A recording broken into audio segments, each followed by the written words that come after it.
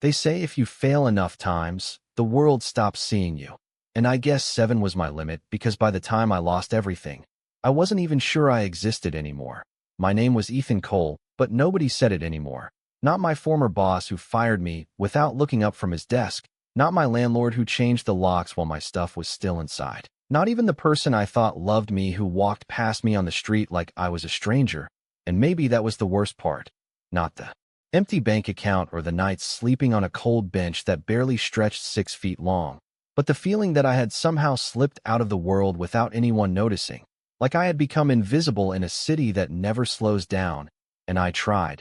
God, I tried. 7 different jobs, 7 different chances to fix my life, each one ending worse than the last, each one taking a piece of me until there was almost nothing left. And that night, standing outside a glass building that glowed like it belonged to a different universe, I didn't even remember why I walked inside. Maybe it was the warmth, maybe it was desperation, maybe I just wanted to feel like I still had the right to exist in a place like that. But the second the doors closed behind me, everything changed. The air felt different, heavier, like I had stepped into something I wasn't supposed to touch. And then I saw him, Alexander Hayes. A name I'd heard in passing like a warning wrapped in admiration. A man who owned rooms without trying, who didn't need to speak to be noticed. And the moment his eyes lifted and found mine, it felt like the entire building went silent even though people were still moving, still talking, because suddenly none of that mattered. Not when he was looking at me like I wasn't invisible, like I wasn't nothing, like I was something he had been searching for without knowing why. And I should have looked away. I should have walked out. I should have remembered every instinct that had kept me alive this long. But I didn't move. I couldn't. Because for the first time in what felt like forever, someone actually saw me. And when he took one step closer and said my name like it belonged to him, like it had always belonged to him, I realized something that made my chest tighten in a way I couldn't explain. Maybe losing everything wasn't the end. Maybe it was the beginning of something far more dangerous. Because men like Alexander Hayes don't notice people like me unless they plan on keeping them. And in that moment, I knew with absolute certainty that I was no longer invisible. And somehow that was more terrifying than anything I had lost. Before the moment he said my name, something inside me cracked, not loudly, not dramatically, just a quiet shift like a door unlocking after years of being sealed shut. And I hated how it felt because I did not know this man. I did not belong here. And yet my feet stayed rooted to the polished floor like leaving was no longer an option. Alexander Hayes stopped just a few feet away from me, close enough that I could feel the difference in our worlds without him saying a single word. His presence was not loud, but it filled every inch of space, controlled and precise, like someone who never had to chase anything because everything came to him. And for a second I thought he had mistaken me for someone else, because people like him did not look twice at people like me. Not the version of me standing there in worn-out shoes and a jacket that had seen better winters. But his gaze did not waver. It studied me. Not in a way that made me feel judged, but in a way that made me feel known. And that was worse, because I had spent so long trying to disappear that being seen felt like standing under a spotlight I could not escape. I swallowed hard and forced myself to speak even though my voice felt unfamiliar in my own throat. Telling him he had the wrong person, that he must be mistaken, that I was just passing through. But he did not respond the way normal people do when they realize they have made a mistake. He did not apologize. He did not step back. Instead, he tilted his head, slightly like he was reconsidering something important, like he had just found a piece that had been missing from a puzzle only he could see. And then he said something that made my chest tighten again. He said that people who disappear are usually the ones worth finding. And I did not know what that meant, but I knew I did not like how it sounded. Because it felt like he was not talking about chance anymore. It felt intentional, deliberate, like I had walked into something that had already been set in motion long before I ever pushed those doors open. I took a step back then, finally breaking whatever invisible hold had kept me there, and for a brief second I thought that was it, that I could leave and this would become just another strange moment in a long list of things that did not make sense. But the way his eyes followed me told me otherwise. It was not aggressive, not forceful, just certain, like distance did not change anything. Like whether I stood 3 feet away or 30 feet away, he would still see me the same way. And that certainty was what made fear settle deep in my chest. Not the kind of fear that makes you run, but the kind that makes you realize running might not matter. because something had already noticed you, something that does not forget. And as I turned to walk out, telling myself that I was overthinking it, that this was nothing, just a misunderstanding, I heard his voice again behind me, calm and steady, saying that this was not over, and I did not need to turn around to know he meant it, because for the first time in a long time, I felt like my life was no longer something I could quietly lose. It was something that had just been claimed, and I had no idea what that was going to cost me by the time I pushed through the glass doors and stepped back into the cold night air. I told myself it was over, that whatever had just happened upstairs was something I could leave behind like everything else I had lost. But the problem with moments like that is they do not stay where you leave them.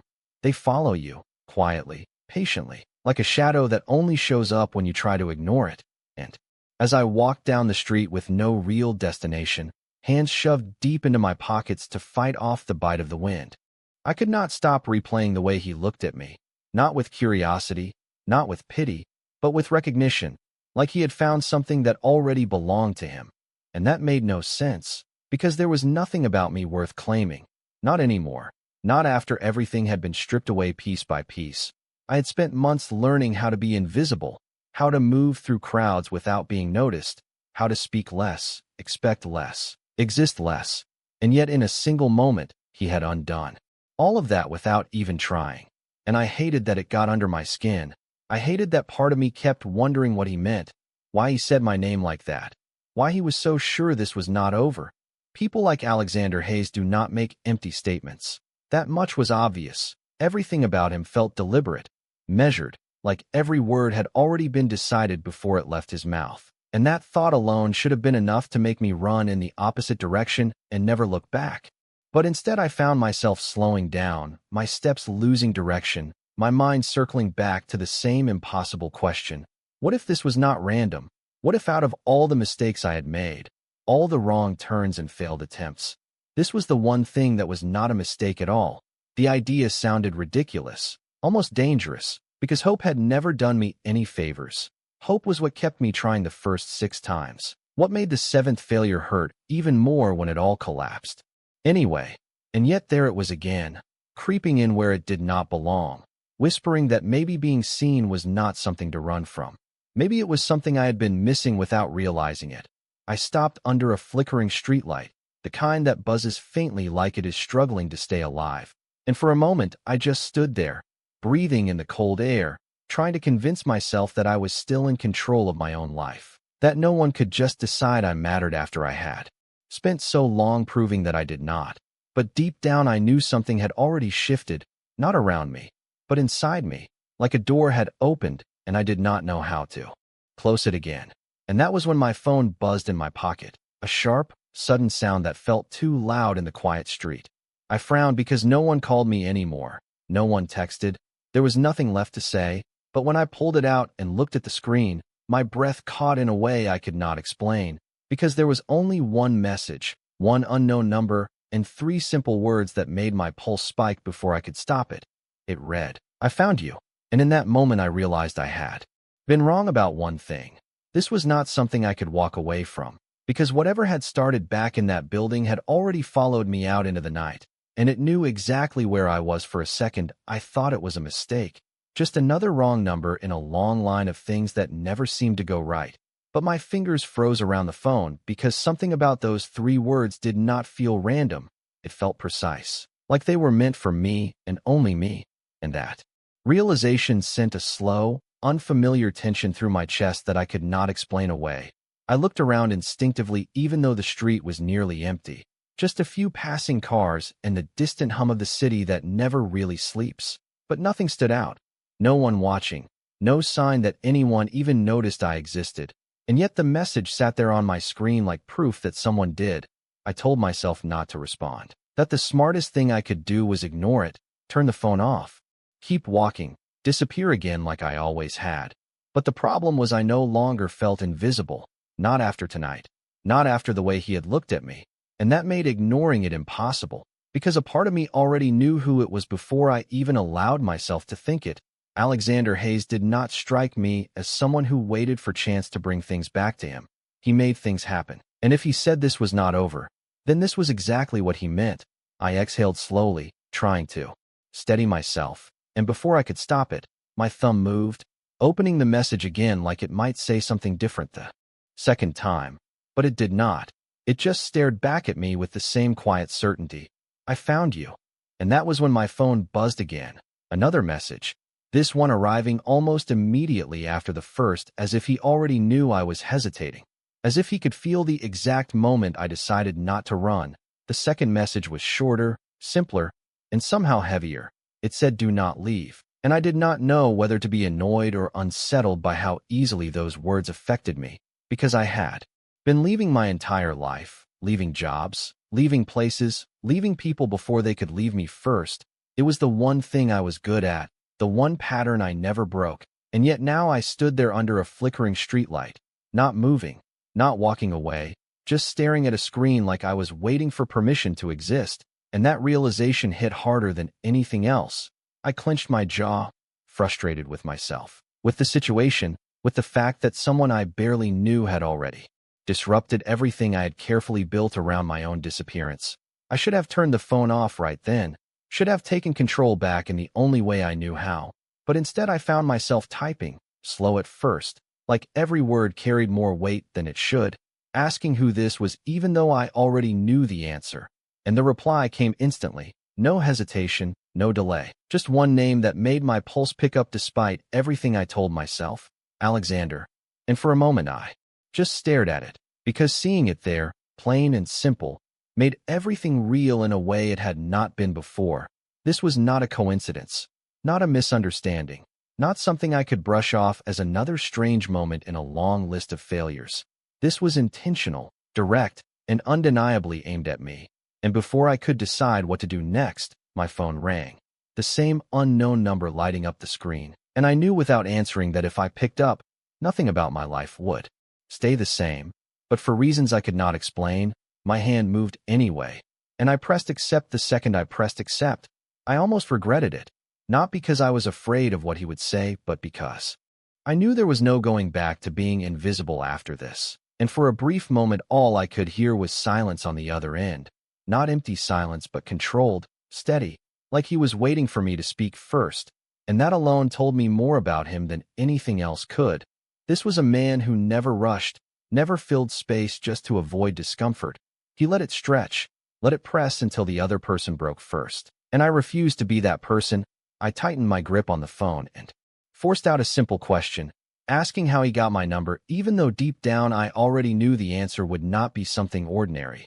There was a slight pause, almost thoughtful, and then his voice came through, low, calm, unmistakable, the same voice that had made the entire room feel smaller earlier, and hearing it now, directed only at me, made something in my chest shift again in a way I did not like. He said it was not difficult, that people who try to disappear leave patterns behind, and that he was very good at finding patterns, and that answer should have unsettled me more than it did, because it meant he had already looked into my life, already traced the steps I thought I had erased, already decided I was worth the effort, and I did not understand why. I told him that he had made a mistake, that there was nothing about me worth finding, nothing about me worth keeping track of, and for the first time there was a faint change in his tone, not amusement exactly, but something close to it, like he had expected that answer, like he had already accounted for my doubt before I even spoke it. He said that was exactly why I stood out, because people who believe they are nothing often hide something the rest of the world misses, and I did not know how to respond to that, because it sounded less like an opinion and more like a conclusion he had already reached. I glanced down the street again, half expecting to see him somewhere nearby, even though that made no sense. But the feeling of being observed had not gone away.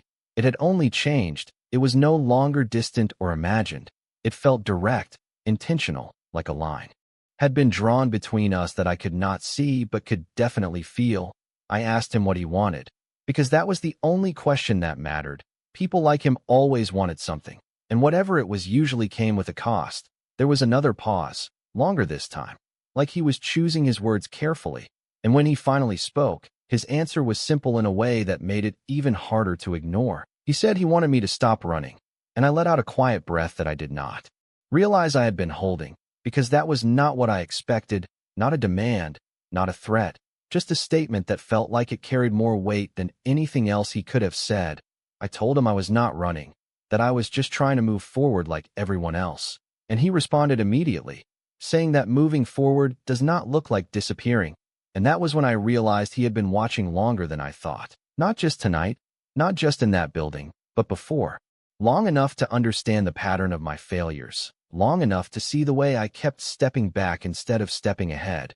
And that realization sent a quiet chill through me. Not because I felt in danger, but because I felt known in a way no one had ever taken the time to understand. And before I could process that fully, he said something else, something that made my grip on the phone tighten without me meaning to. He said this was my last chance to choose how this would go, because, whether I realized it or not, I had already stepped into his world the moment I walked through those doors. And now the only question left was whether I was going to keep pretending I could walk out of it, or finally turn around and face it. His words did not sound like a threat, but they did not feel like a choice either. And that was what unsettled me the most, because I had spent so long convincing myself that every step I took was my own decision, even when those steps led nowhere, even when they ended in failure. They were still mine. But standing there with his voice steady in my ear, that belief started to crack in a way I could not ignore.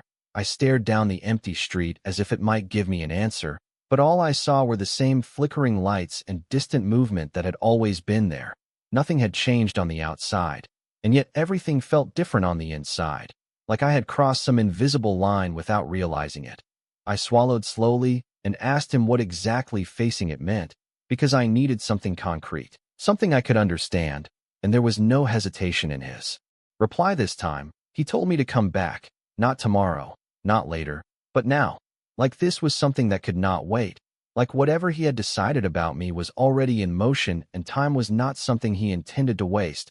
I let out a short breath, half disbelief, half frustration, because of course he would say that. Of course someone like him would expect me to turn around and walk straight back into the place I had just barely escaped. I told him that was not happening, that I had no reason to trust him, no reason to believe any of this was anything other than a mistake I should avoid before it got worse. And for the first time there was a slight pause that felt different, not calculated, not controlled, but almost like he was considering me rather than the situation. And when he spoke again, his voice was quieter, not weaker, just more focused. He said trust was not required, only awareness. And that made my chest tighten again because it sounded less like persuasion and more like certainty, like he did not need me to agree, only to understand that the direction had already been set. I ran a hand through my hair, pacing a few steps without realizing it, my mind pushing back against everything he was saying while another part of me kept circling back to the same question. What if he was right? What if walking away did not actually mean leaving? What if it just meant delaying something that would find me again anyway? I stopped moving then, standing still in the quiet night. And for the first time since the call started, I did not immediately argue. I just listened, and that silence must have meant something to him because he continued, saying that I had spent a long time letting things happen to me instead of choosing anything for myself. That failure had not just taken things from me. It had trained me to expect nothing different. And hearing that out loud hit harder than I expected because it was not entirely wrong. I had been reacting, surviving, adjusting, but never actually choosing, never stepping forward without already preparing to fall back. And that realization made something shift again.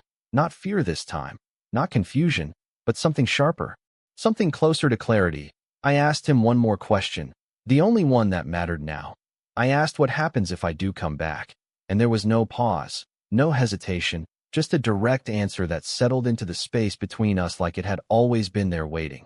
He said, then everything changes. And I stood there for a long moment, phone pressed to my ear, staring at nothing and everything at the same time. Because for the first time in a long time, I was not thinking about what I might lose. I was thinking about what it would mean to finally stop disappearing. And before I could talk myself out of it, before I could fall back into the pattern that had defined me for so long, I turned around and looked back at the building glowing at the end of the street, realizing that maybe this was not about being found at all. Maybe this was about whether I was finally ready to be seen. I do not remember deciding to move. But suddenly I was walking, each step pulling me closer to the building I had just left, like something unseen was guiding me back, not forcing me, but refusing to let me stand still. And with every block I passed, the noise in my head grew quieter, replaced by a strange, steady awareness that this was not another mistake I could walk away from later. This felt different, heavier, like the kind of moment people talk about when they say everything changed and they did not realize it until it was already happening. My phone was still in my hand, the call still connected, and for a while neither of us spoke, but it did not feel awkward. It felt intentional, like he was giving me space to make the choice while already knowing what I would do, and that realization both frustrated and grounded me at the same time, because for once I was not reacting out of fear or desperation. I was choosing to turn back, and when the building came back into view, towering and bright against the dark sky, I slowed down for just a second, not because I wanted to stop, but because I needed to understand what I was stepping into. I told him I was outside, my voice steadier than I expected, and there was a brief pause before he responded, telling me to come in and go to the top floor, like it was the most natural thing in the world, like I belonged there. And that word settled somewhere deep inside me in a way I could not ignore, because I had not belonged anywhere in a long time. I pushed the doors open again, the warmth hitting me instantly, but this time it did not feel like I was trespassing. It felt like I was crossing a threshold I had already committed to. People moved around me. Conversations continued, but none of it pulled my attention the way it had before, because now I knew exactly where I was going. I stepped into the elevator, watching the numbers rise one by one, each floor taking me further away from the version of myself that had been standing outside wondering if any of this mattered, and closer to something I could not fully define yet. When the doors opened, the space was quieter, more controlled, like the air itself was different up here, and before I could second-guess anything, I saw him again, exactly where he had been before, as if he had not moved at all, as if he had known I would come back and never once considered the possibility that I would not. And that certainty hit me harder now than it had earlier, because this time I had walked into it willingly. I ended the call without breaking eye contact, slipping the phone into my pocket as I stepped forward, closing the distance between us not because I was pulled, but because I chose to. And as I stopped a few feet away, the same space as before, the same quiet tension settling between us, I realized something that made everything else fall into place in a way I had not expected. This was not about him finding me. Not really. This was about him recognizing something I had been trying to ignore, something I had buried under failure and loss and silence. And before I could stop myself, I asked him the question that had been building since the moment he said my name. Not what he wanted from me, not why he chose me, but how he knew. And for the first time since this started, there was a shift in his expression, subtle but real, like the answer mattered more than anything else we had said so far. And when he spoke, his voice was steady but lower, more certain than ever. He said, "Because you were never meant to disappear." And standing there in that quiet space, I realized that for the first time in a long time, I believed him. His words did not echo. They settled, deep and quiet, like something that had always been there waiting for me to hear it at the right moment. And I realized that was what made them dangerous. Not loud, not forceful, but certain in a way that left no room for doubt. I should have pushed back, should have questioned him, demanded proof, something concrete to hold on to. But instead I stood there, caught in the weight of something I could not fully explain, because part of me recognized what he was saying before I could logically understand it. Like hearing a truth you have been avoiding for so long that it feels unfamiliar when it finally surfaces. I let out a slow breath, glancing away for a second just to ground myself. But even that felt different now, because for the first time I was not trying to shrink or disappear. I was trying to understand, and that shift alone felt like stepping into something entirely new. I asked him why. Why me out of everyone? Because the world was full of people who had not failed, who had not lost everything. People who actually belonged in a place like this. And yet he had chosen to focus on the one person who had spent months proving he did not matter. And there was no hesitation in his response, no need to think it through. He said, "Because you kept going." And I almost laughed at that, not out of humor but disbelief, because from my perspective all I had done was fail. Repeatedly, all I had done was fall short in ways that made it impossible to move forward. But he shook his head slightly, like he could see exactly where my thinking broke down, and he explained it in a way that made everything shift again. He said most people stop after the third failure. Some push to 5. Very few reach 7 without losing themselves completely. And the fact that I was still standing there, still trying, even after everything had collapsed, meant something I had not been able to see. It meant I had not disappeared. Not really. I had just been waiting in the wrong places, looking for something that was never going to recognize me. And hearing that reframed everything in a way that made my chest feel tight for a completely different reason. Not fear, not frustration, but something closer to realization, like all those failures had not erased me. They had led me here, to this exact moment. And that thought was both unsettling and strangely grounding at the same time, because it suggested that none of it had been random, none of it had been wasted. I looked back at him then, really looked this time, not at the suit or the space around him, but at the way he carried himself, the way everything about him felt intentional, and I understood something I had missed before. He was not just seeing me as I was now. He was seeing what I had been trying to become without realizing it. And that made me feel exposed in a way I had never experienced before, because it meant there was no hiding behind failure anymore. No pretending I was nothing just because it was easier than facing what I could be. And before I could stop myself, I asked him what happens next, not with hesitation, not with doubt, but with a clarity that surprised even me. And his answer came just as steady, just as certain. He said, "Now you stop surviving and start choosing." And those words settled into something deeper than anything else he had said so far, because for the first time I realized that maybe the question was never whether I mattered. Maybe the real question was whether I was finally ready to act like I did. His words did not feel like an ending. They felt like a door opening. And for the first time I understood that nothing about this moment was accidental. Not the failures, not the losses, not even the way I had walked into this building thinking I did not belong. Because standing there now, facing him without the instinct to step back, I realized something had already changed in me before I even knew it. I was no longer asking why this was happening. I was asking what I was going to do with it. And that shift was quiet but undeniable. I let out a slow breath, feeling the weight of everything I had carried start to settle into something steadier, not gone, but no longer controlling every decision I made. I told him I did not know how to choose something different, because every choice I had made before had led me to the same place, the same empty endings, and I was not sure what made this any different. And he did not rush to answer. He did not fill the silence with reassurance or promises. Instead, he stepped closer, not invading my space, but changing the distance just enough that I could feel the presence of someone who was certain where I was not. And when he spoke, his voice was calm but direct. He said the difference was that this time I was not choosing out of fear or survival. I was choosing because I finally saw myself clearly, and that hit deeper than anything else because it was true. For so long I had been reacting to what was taken from me, adjusting to what went wrong, trying to recover from losses instead of building anything new. And now, for the first time, I was standing still long enough to actually decide what came next. I looked around the space again, not with the same uncertainty as before, but with a quiet awareness that I was allowed to be here. That being here was not a mistake I needed to correct, and that realization grounded me in a way I had never experienced. I turned back to him and asked what choosing actually looked like, what he expected from me if I stayed, and there was no hesitation in his answer. He said it started with not walking away, with staying long enough to see what I was capable of when I stopped expecting to fail, and that idea felt both simple and impossible at the same time, because staying had never been my strength. I had always been the one who left before things could fall apart again.